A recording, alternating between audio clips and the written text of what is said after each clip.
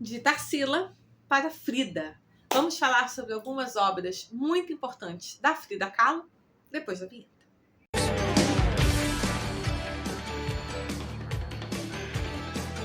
Oi, sou eu, Amanda, aqui novamente no Arte para Você, e hoje vamos seguir falando de mulheres. Eu comecei falando do Malba lá em Buenos Aires, segui para algumas obras da Tarsila e agora vamos falar sobre algumas obras da Frida Kahlo. A Frida Kahlo também é uma mulher que evidentemente é importante no acervo do Malba, também é uma mulher extremamente importante na história, né, da arte, não apenas latino-americana, né, na arte mundial, mas quando se pensa em arte latino-americana, para a maioria das pessoas, inclusive em escala global, a Frida é uma das primeiras pessoas em quem se pensa, né? Inclusive teve aquele filme que ficou muito famoso com a Salma Hayek, né? O Frida.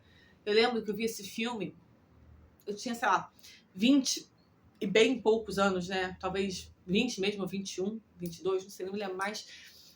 Eu vi esse filme no cinema com duas amigas e eu lembro que foi um filme que foi muito impactante, assim, para as mulheres, né, para as meninas saindo, né, assim, da juventude, saindo da adolescência naquela época, porque mostrava, né, toda aquela força, né, a quantidade absurda, né, de sofrimento que teve na vida dela, mas ao mesmo tempo como ela conseguiu trabalhar aquele sofrimento e toda aquela adversidade, e ela botou muito daquilo na arte dela. Lembrando que a Frida era autodidata, né? Ela não teve uma formação artística assim, de academia formal, mas como ela ressignificou muito da dor dela no seu trabalho, como tinha muita questão, né, do amor naquela relação totalmente, né, visceral e muito intensa e muito doida que ela tinha, né, com o marido, aquela relação lá, né, cheia de, né, assim, muito complexa, mas ela tinha muito uma questão, né, do amor na vida dela, a impossibilidade dela de ter filhos e como isso foi mais uma dor na vida dela, né, da infertilidade, o casamento difícil que ela teve, né, separa, casa, volta de novo, aquela confusão. E ao mesmo tempo também, né, o engajamento político e a questão da identidade latina, que também era uma coisa muito importante na obra dela. A Frida a gente lembra muito dela como mexicana, mas o pai dela era alemão, né? Então, assim, ela tinha um lado de origem alemã, germânica, nórdica, protestante, sabe? Tá! Bem assim, e por outro lado, o lado mexicano, latino, católico, com muita influência da cultura indígena. Ela pegou muito da cultura ancestral, né, da cultura indígena, e colocou muito disso no trabalho dela. Inclusive, em muitas obras, ela reflete muito essa dualidade, né, entre o europeu e o indígena, o México ancestral e o México europeu, né, colonizado, o México e os Estados Unidos, essa dualidade entre o México e os Estados Unidos também aparece muito na obra dela. Então vamos falar um pouquinho mais sobre obras importantes na carreira da Frida, porém, antes vou pedir que se inscrevam no canal, caso não sejam inscritos. Vou pedir também que já deixem um like nesse vídeo para ajudar o vídeo a chegar a mais pessoas. Então vamos lá falar sobre algumas, não dá para falar sobre todas, claro, mas algumas das obras mais significativas ou mais importantes da Frida. Vamos lá. Vamos começar com alguns pequenos cortes. Essa impactante tela foi produzida em 1935. Nesse momento, a Frida havia lido uma notícia de um jornal relatando que um homem assassinou sua companheira a facadas, ou seja, um caso de feminicídio. Quando perguntado sobre o crime, o homem respondeu que foram apenas alguns pequenos cortes, o nome do quadro. A Frida, então, decidiu retratar a cena em uma obra de arte bastante perturbadora. A artista mostra o corpo nu, todo ensanguentado e sem vida, de uma mulher em uma cama. O marido está ao lado dela, segurando uma faca com um leve sorriso no rosto. Há marcas de sangue por todo o ambiente, inclusive uma espécie de moldura pintada na tela. Há também dois pássaros que sustentam uma faixa com os dizeres "Unos cuantos piquetitos". Percebemos nessa obra a importância que a arte tem também em assuntos sociais e cotidianos, coisa que inclusive liga a obra dela com a obra da Tarsila. A Frida utilizava o seu trabalho para se posicionar e fazer uma denúncia aos muitos casos de feminicídio, que por muito tempo foi chamado de crime passional. É Mi Nascimento, Meu Nascimento. Esse data de 1932 e aqui a Frida retrata o que teria sido seu nascimento, como ela mesma disse, como imaginei que nasci. Nesta cena, vemos a mãe da artista em seu trabalho de parto. Ela está coberta da cintura para cima com um lençol branco, como se estivesse morta. No rosto da criança, já notamos a expressão marcante de Frida, que já sai com cara de adulta do ventre de sua mãe, quase que por conta própria. A mãe da pintora, Matilde González e Calderón, tinha a religiosidade como ponto fundamental de sua vida, que é representado por um quadro acima da cama, exibindo a imagem da Virgem dos Lamentos. Após seu nascimento, sabe-se que a mãe de Frida sofreu com uma depressão pós-parto profundíssima e depois engravidou muito rápido novamente. Esse trabalho, portanto, nos traz diversos questionamentos sobre a vida e a morte, o renascimento, o sofrimento e a solidão. O veado ferido, El Venado Herido. Essa é de 1946 e é uma obra na qual a Frida quase que expurga parte da dor física e emocional que ela passou por toda a sua vida. Esse sofrimento vinha em decorrência de sua saúde debilitada, o gravíssimo acidente que ela sofreu aos 18 anos e também de seu complicado casamento com o Diego Rivera.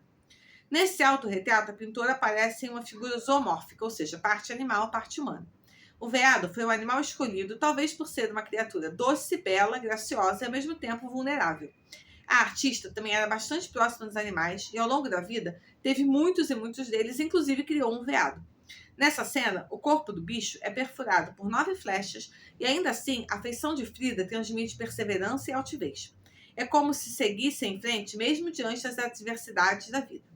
O corpo flechado também faz referência a São Sebastião, um homem que dedicou sua vida à fé cristã nos primeiros séculos do cristianismo, uma época em que havia perseguição ainda à religião.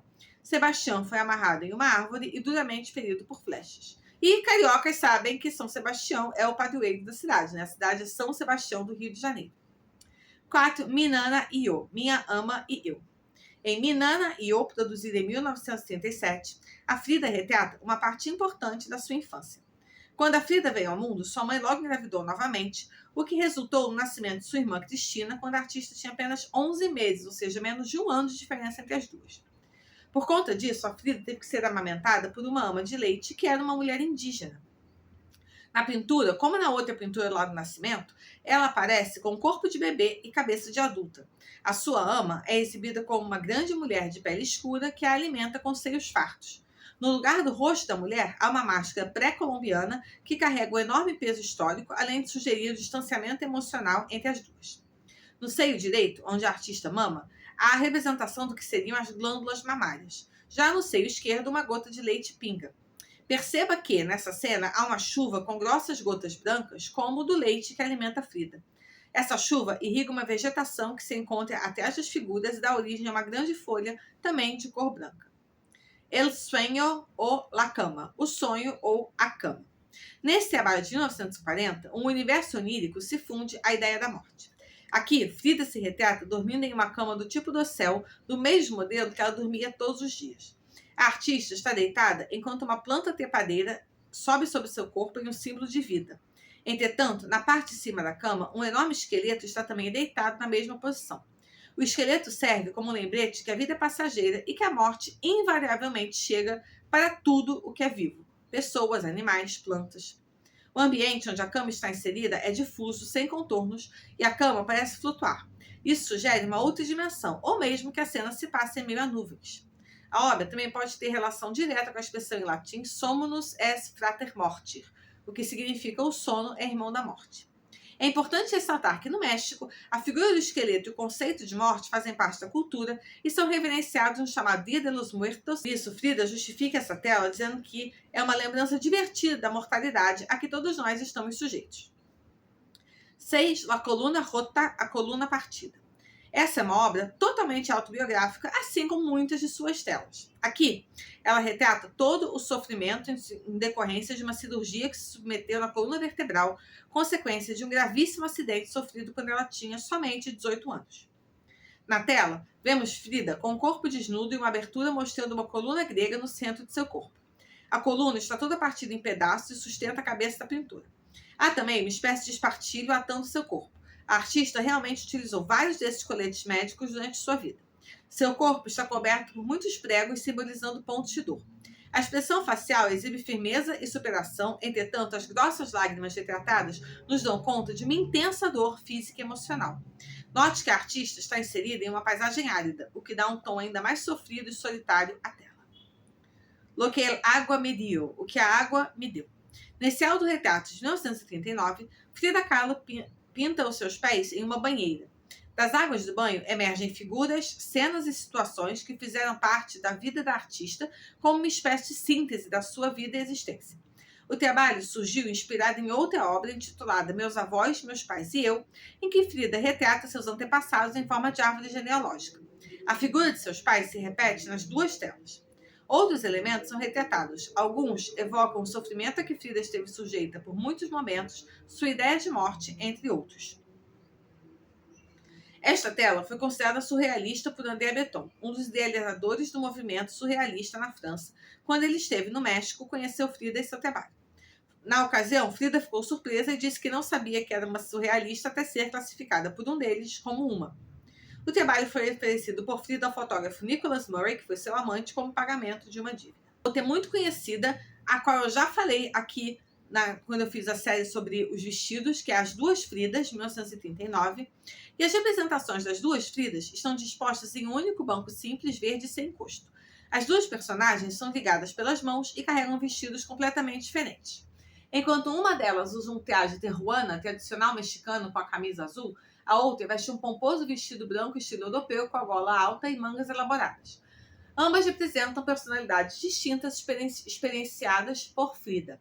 Como se estivessem refletidos no espelho, ambas as Fridas carregam um semblante fechado, reflexivo e sombrio. Esse autorretrato duplo foi feito logo após a pintora se divorciar de Diego Rivera. Plenas de sofrimento, as duas deixam à mostra o coração. A Frida vestida europeia exibe uma tesoura cirúrgica com sangue. Uma única artéria e o sangue une as duas Fridas retratadas na tela de 1939. A Frida da direita carrega nas mãos o que parece ser um amuleto, um retrato atribuído a Rivera quando era criança. Dele parte uma fina veia que sobe pelo braço da pintora e se interliga ao coração, demonstrando a importância vital do ex-marido na sua vida. Ao fundo da imagem, vemos densas nuvens que parecem antecipar uma tempestade. Hospital Henry Ford, 1932. A obra é extremamente pessoal e retrata um período doloroso da vida de Frida Kahlo.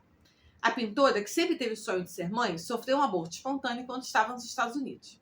A gestação já apresentava complicações e, por esse motivo, os médicos recomendaram um repouso absoluto. Apesar de todo o esforço, a gravidez não foi adiante e Frida perdeu o bebê. O aborto se iniciou em casa, mas acabou por se concretizar no Hospital Henry Ford, que dá o nome ao quadro que está inscrito ao longo da cama. Profundamente deprimida, a pintora pediu que lhe deixassem levar para casa o feto, mas não foi permitido. A partir de desenhos do marido com a descrição dos médicos, Frida eternizou o filho morto na tela pintada em 1932. Ao redor da pintora, que está encolhida na cama, sangrando, flutuam 6 elementos. Além do feto morto no centro da tela, encontramos um caracol, segundo a própria pintora, um símbolo da lentidão do processo do aborto e um gesso ortopédico. Na parte de baixo, vemos o símbolo de uma máquina, supõe-se que seja um esterilizador a vapor, provavelmente utilizado no hospital, um osso da bacia e uma orquídea lilás que teria sido presente de Diego Rivera. Com vestido de veludo de 1926, os autorretratos são bastante frequentes na produção da mexicana. Este é ainda mais especial porque foi considerada a primeira obra de arte de Frida Kahlo pintada em 1926 para seu antigo noivo Alejandro Gómez Arias. A fissura pelos autorretratos surgiu após o acidente de bonde ocorrido em 1925, quando Frida teve de se submeter a uma série de cirurgias e ficou presa à cama de um hospital à beira da morte. Entediada com movimentos limitados, os pais tiveram a ideia de instalar um cavalete adaptado para a cama e trazer material para a pintura. Eles também instalaram espelhos no quadro para que Frida pudesse se ver sob diversos ângulos. Como passava muito tempo sozinha, Frida intuiu que era seu melhor assunto e daí brotou a ideia de investir na pintura de autorretratos. Uma frase célebre da pintora é: "Pinto a mim mesma porque sou sozinha e porque eu sou o assunto que conheço melhor." Ao fundo do autorretrato com vestido de veludo, vemos o mar, símbolo da vida, e uma única nuvem lembrando as dificuldades pelo caminho. Meus pais e eu. Essa aqui, pintada em 1936, é uma árvore genealógica ilustrada. A pequena menininha ao centro é Frida, que devia ter cerca de 2 anos de idade, enquanto segurava uma fita vermelha que mostrava as gerações da família. A menininha está de pé em proporção enorme, pisando em uma árvore, demonstrando estar ligada às suas raízes. Logo acima dela estão os pais da pintora em uma imagem que parece ter sido inspirada na fotografia do casamento. No ventre da mãe está Frida, ainda um feto ligada pelo cordão umbilical. Logo abaixo do feto está uma ilustração do encontro de um óvulo com um espermatozoide. Ao lado da mãe de Frida estão seus avós maternos, o índio Antônio Calderón e sua esposa Isabel González y González. Ao lado do pai estão os avós paternos, os europeus Jacob Heinrich Kahlo e Henriette Kaufmann Kahlo. Ela ilustra a genealogia híbrida de Frida e através dela podemos, por exemplo, rastrear características físicas da pintora. Da avó paterna, a pintora teria herdado as características sobrancelhas grossas, por exemplo. Em segundo plano, vemos uma árvore verde com cactos típicos da região central do México e uma pequena vila. Diego, de 1931. O quadro que leva o nome do casal mais famoso do universo das artes plásticas latina foi pintada no ano de 1931. Foi oferecido por Frida ao seu amigo e mecenas Albert Bender. A pomba que aparece sobrevoando a cabeça da pintora carrega uma faixa com os seguintes dizeres: aqui você vê a mim, Frida Kahlo, com meu amado marido Diego Rivera. Pintei esse retrato na linda cidade de São Francisco, na Califórnia, para nosso amigo o Sr. Albert Bender, no mês de abril do ano de 1931. Frida, na ocasião, estava acompanhando Diego Rivera. Eles eram recém-casados e o pintor mexicano, já muito famoso, havia sido convidado para criar uma série de murais na Escola de Belas Artes da Califórnia e na Bolsa de Valores de São Francisco. Na pintura, vemos Diego com seus instrumentos de trabalho na mão direita, enquanto a mão esquerda segura Frida. Nessa ocasião, mero acompanhante da viagem do trabalho do marido. Rivera aparece como ele o protagonista da pintura. Basta reparar a escala e a proporção se comparando a Frida. Na vida real, o pintor era um homem grande, robusto e muito maior que Frida, cerca de 30 centímetros mais alto que ela. E na imagem vemos que essa diferença de dimensões foi bastante evidenciada. E são apenas algumas obras da Frida, claro que tem muito mais que eu poderia falar. Então, espero que vocês tenham gostado desse vídeo, assim como espero que tenham gostado da Tarsila também. Se vocês quiserem que eu fale mais sobre a Frida, eu posso falar mais sobre ela. Se tem outros artistas latino-americanos ou outro, claro que eu vou falar muito ainda sobre os brasileiros, tem muita coisa que eu estou montando, mas se tiver outros artistas, se vocês quiserem que eu fale sobre o próprio Rivera ou outras mulheres, deixem aqui nos comentários as suas sugestões, eu sempre presto atenção, anoto todas, já fiz alguns vídeos aqui a pedidos. Espero que vocês tenham gostado desse vídeo, não esqueçam de dar o like, não esqueçam de assinar o canal se não assinam ainda, vejo vocês no próximo, tchau!